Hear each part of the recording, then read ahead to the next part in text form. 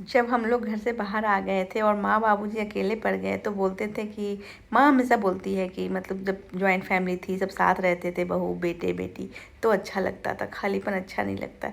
पर ये बात अब मुझे समझ में आती जब मेरी बेटी की छुट्टियाँ ख़त्म हो जाती है। 2 महीने की छुट्टी थी और ऐसे लगा जैसे 2 दिन में ही निकल गए, मतलब 2 महीना समझ में ही नहीं आया कि कैसे बीत गया।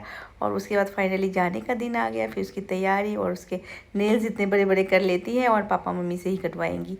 तो मैं तो काम में बिजी थी, फिर पापा ने उसके नेल्स काटे और फाइनली सब कुछ करके मतलब खुशी खुशी ही विदा करते हैं और अच्छे से तैयार करके रेडी होकर हम लोग निकल जाते हैं। लेकिन जब फाइनली वो चली जाती है फ्रेंड्स, फिर जब हमारी हालत होती है ना, मतलब हमें आदत पड़ जाती है साथ रहने की, और फिर उसके बाद वो चली जाती है।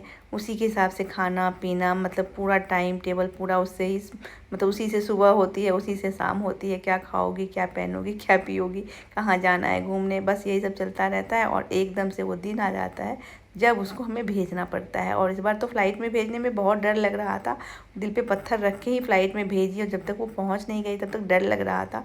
और रोना तो हमेशा का ही है, जब वो जाती है तो आते टाइम मैं पूरे रास्ते रोती ही रहती हूँ और चुप रहती हूँ, कुछ नहीं बोलती हूँ। और बस एक ही सवाल आता है मन में, ये वक्त इस तरह से क्यों गुजर जाता है, ये वक्त ठहरता क्यों नहीं है।